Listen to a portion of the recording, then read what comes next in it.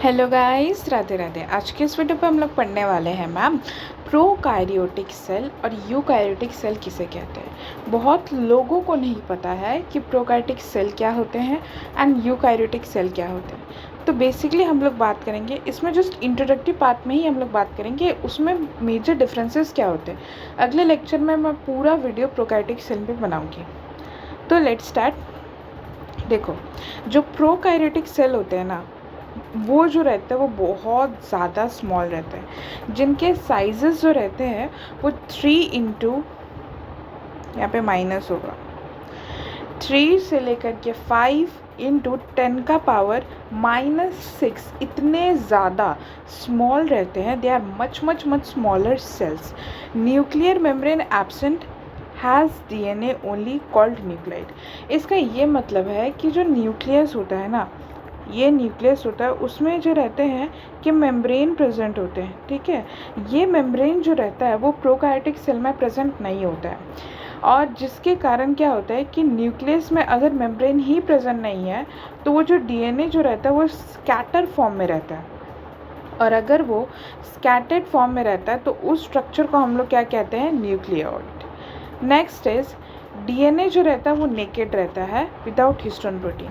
अब histone protein basically क्या होता है कि एक तरीके का प्रोटीन होता है जिसमें 8 ऑक्टामर सेल्स होते हैं। मतलब ये आपको आगे तरफ 4 सेल्स दिख रहे हैं, उसी तरीके से इसके बैक में भी 4 सेल्स जो रहते हैं वो प्रेजेंट रहते हैं। इसके जस्ट पीछे 3D स्ट्रक्चर रहता है। तो होता क्या है कि जो DNA होता है ना, वो क्या करते हैं, हिस्टोन प्रोटीन के पास रैप करते हैं। इनमें वो रैप करते हैं ताकि क्या होता है, स्पेस जो रहता है वो उतना ज़्यादा फिल्ड ना रहे न्यूक्लियस में। साथ ही साथ वो जो रहते हैं कवर्ड भी रहते हैं, that is through the histone protein से, जो कि एक तरीके का basic type of substance consisted होते हैं। ये हम लोग हायर क्लास में पढ़ेंगे। बस आपको इतना याद रखना है कि हिस्टोन जिसके पास ये पॉजिटिव रहता है, बेसिकली हिस्टोन जो रहता है वो क्या होता है, पॉजिटिव चार्ज बियर करता है, और DNA जो रहता है वो क्या होता है, नेगेटिवली चार्ज रहता है। तो जो हिस्टोन जिसमें DNA रैप करता है वो क्या होता है, वो प्रेजेंट ही नहीं होता in case of prokaryotic cells. Next is DNA is circular double stranded. DNA जो रहता है वो सर्कुलर रहता है। ठीक है, इनका जो DNA है डबल स्ट्रैंडेड, मतलब क्या होता है कि ये एक स्ट्रैंड हो गया और ये 2 स्ट्रैंड हो गया। डबल स्ट्रैंडेड इन्हीं को कहते हैं। ठीक है, लेकिन इनका क्या होता है कि ये जो डबल स्ट्रैंडेड रहता है ना, तो वो इस तरीके का सर्कुलर फॉर्म में रहता है, इस तरीके का सर्कुलर फॉर्म में रहेंगे। वो इस तरह लीनियर खुले हुए इस तरीके से नहीं रहेंगे। ठीक है, clear. Next is no membrane bounded organelle are present. इसका ये मतलब होता है कि जितने भी organelle, for an example mitochondria, Golgi body, endoplasmic reticulum etcetera, बहुत सारे ऑर्गन्स जो कि मेम्ब्रेन बाउंडेड होते हैं, एक्सेप्ट राइबोसोम, वो मेम्ब्रेन बाउंडेड नहीं होता है। न्यूक्लियोलस, वो भी मेम्ब्रेन बाउंडेड नहीं होते हैं। लेकिन गोल्गी बॉडी हो गया जो कि सिंगल मेम्ब्रेन बाउंडेड होता है, endoplasmic reticulum double membrane bounded, and these all things, जितने भी एक्स्ट्रा ऑर्गेनल्स रहते हैं साइटोप्लाज्म में प्रेजेंट, वो विदाउट एनी कवरिंग रहते हैं, उनका कोई भी मेम्ब्रेन नहीं होता। और ये कैरेक्टर किस में प्रेजेंट रहता है, that is present in the prokaryotic cells. Ribosome जो रहता है वो 70S सिंथेसिस प्रोटीन करते हैं। मतलब क्या होता है कि राइबोसोम जो रहता है इनका 70S जो रहता है वो क्या डिनोट करता है, सेव्ड वर्क को। ये मैं लास्ट में बता दूंगी S क्या होता है। तो जो राइबोसोम प्रोकार्योटिक कंसिस्ट करता है वो 70S का होता है, और जो क्या करता है, सिंथेसिस ऑफ प्रोटीन करता है। लेटर डिस्कवरी हुआ था कि राइबोसोम जो रहता है, ये अर्लियर डिस्कवरी है जिसके कारण हम लोग एक ही term, that is basically ribosome जो रहता है वो एक लार्जर यूनिट कंसिस्ट करता है और एक स्मॉलर यूनिट कंसिस्ट करता है। लार्जर यूनिट ऐसे करके और ये स्मॉलर यूनिट ऐसे करके रहता है। ठीक है, 2 यूनिट से बने रहता है। बट अर्लियर हम लोग इसको एक ही स्ट्रक्चर मान करके कह देते थे कि 70S का राइबोसोम होते हैं और वो क्या करते हैं, सिंथेसिस ऑफ प्रोटीन। ये ट्रू है कि वो सिंथेसिस ऑफ प्रोटीन करेंगे ही करेंगे, उनके अलावा हो ही नहीं सकता।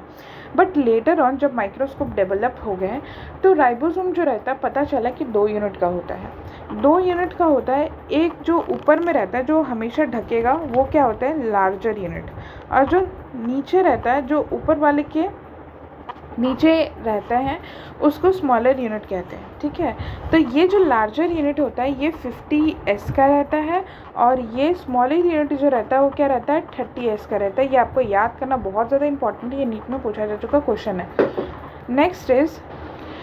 Next point is mesosome are present where DNA is attached after division helps in formation of cell wall। Basically mesosome क्या होता है, देखिए जो प्रोकार्योटिक सेल होते हैं ना ये बहुत ज़्यादा प्रिमिटिव सेल्स होते हैं। प्रिमिटिव सेल्स का मतलब ये होता है मैम कि बहुत ज़्यादा पुराने ज़माने के सेल्स होते हैं। तो इनमें ज़्यादा क्या होता है कि डेवलपमेंट और या डेवलप कैरेक्टरिस्टिक्स आपको दिखने को नहीं मिलेंगे। तो होता क्या था कि इसमें न्यूक्लियर मेम्ब्रेन तो है ही नहीं, तो डीएनए जो रहता है वो क्या रहेगा, स्कैटर्ड रहेगा विदिन द साइटोप्लाज्म। तो फॉर एन एग्जांपल बैक्टीरिया, ये सेल वॉल हो गया, और ये जो रहता है जो बाहर वाला हो गया वो क्या हो गया, सेल वॉल हो गया, और इसके अंदर वाला हो गया plasma membrane.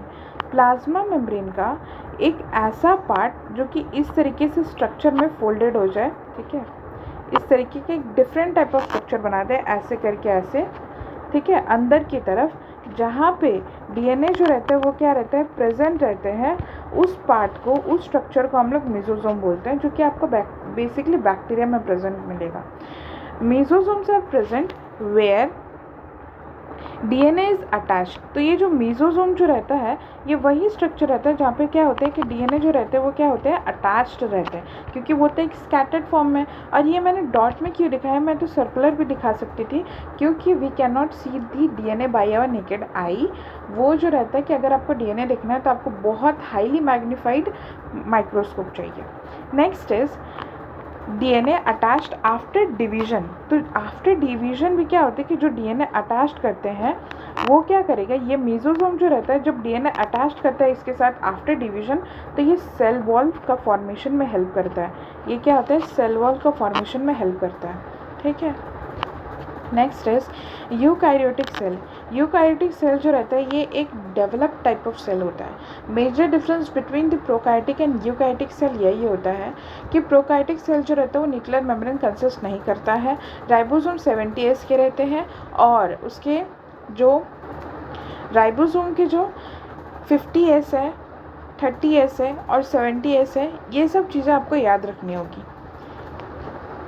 Next is they are of larger size. Larger size in case मतलब कि 3 से लेकर के 5 माइक्रोमीटर से भी ज़्यादा होगा, नैनोमीटर तक तो इनका साइज जाएगा नहीं। ये क्या होगा कि maybe something like greater than micrometer.